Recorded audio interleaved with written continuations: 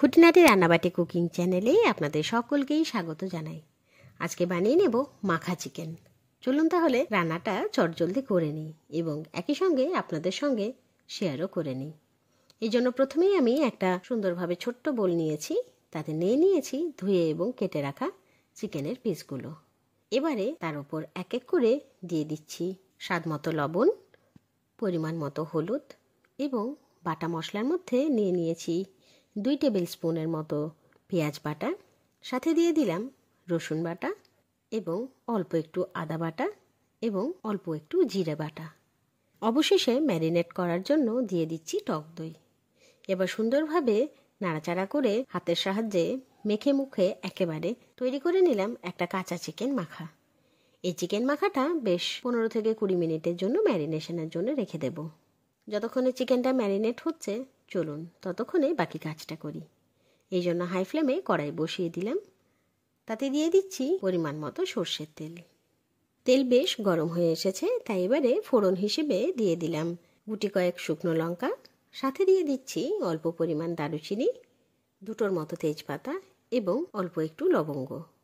এখানে কিন্তু এলাচটা দেওয়া হলো না, আসল কথা তাড়াহুড়োর মধ্যে এলাচের কৌটোটা আর খুঁজে পেলাম না, তাই এটা কিন্তু বাদই রয়ে গেল। সাথে সাথেই ফোড়ন দেওয়ার পর দিয়ে দিচ্ছি কেটে রাখা কুচনো পেঁয়াজ। পেঁয়াজগুলোকে বেশ ঘন কুচি করে লম্বা লম্বাভাবে কেটে নিয়েছি।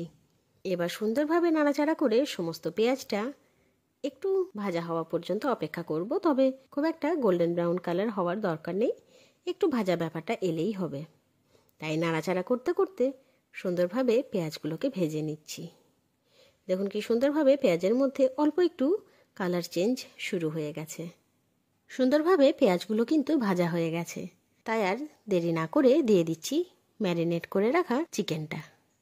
এবার আলতো হাতে নাড়াচাড়া করে সুন্দরভাবে সমস্ত চিকেনটা ভালো করে কষিয়ে নিচ্ছি।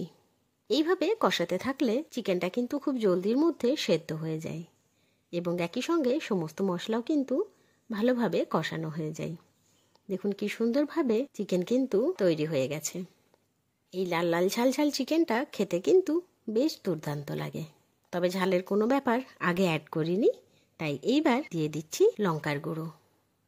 এই লঙ্কার গুঁড়োর মধ্যে একটু কাশ্মীরি লাল এবং তিখা লাল দুটোই মিক্স রয়েছে। এবারে সুন্দরভাবে নাড়াচাড়া করে সমগ্র মাংসটা সুন্দরভাবে কষিয়ে নিচ্ছি। তাই এইবার আর দেরি না করে দিয়ে দিলাম মিট মশলা। মিট মশলার সাথে দিয়ে দিলাম অল্প একটু চিকেন মশলা। এবার দুটোকে একসঙ্গে সুন্দরভাবে মাংসর সঙ্গে কষিয়ে নিচ্ছি। দেখুন মাংসর যে কালারটা এসেছে, দেখেই যেন মন ভরে উঠছে। তাহলে ভেবে নিন খেতের স্বাদটা কত দুর্দান্ত হয়েছে। ব্যাস আর কিছু না, একটু নাড়াচাড়া করে কষিয়ে নিচ্ছি। মোটামুটি মাংসর থেকে যেই মুহূর্তে তেল বের হওয়া শুরু হয়ে যাবে সেই মুহূর্তে বুঝে নিতে হবে এবার আর কষানোর দরকার নেই। তাই দিয়ে দিচ্ছি পরিমাণ মতো জল। জলের পরিমাণটা একটু বেশিই রাখলাম। আসল কথা, আমার বাড়ির বাচ্চারা ভাতের সাথে চিকেনের ঝোলটা খুব পছন্দ করে, তাই তাদের জন্য আজ আর কষা মাংস না করে বানিয়ে নিলাম চিকেনের ঝোল। দেখুন কি সুন্দরভাবে লাল লাল ঝাল ঝাল চিকেনের ঝোলটা কমপ্লিট হয়ে গেল এবং রান্নাটাও কিন্তু খুব চটজলদি হয়ে যায়। না বেশিক্ষণ গরমের মধ্যে রান্নাঘরে থাকতে হবে, না বেশিক্ষণ নাড়াচাড়ার ঝঞ্ঝট। চটজলদি এইরকম মাখা চিকেনের রেসিপিটা অতি অবশ্যই বাড়িতে কিন্তু একবার ট্রাই করে দেখবেন।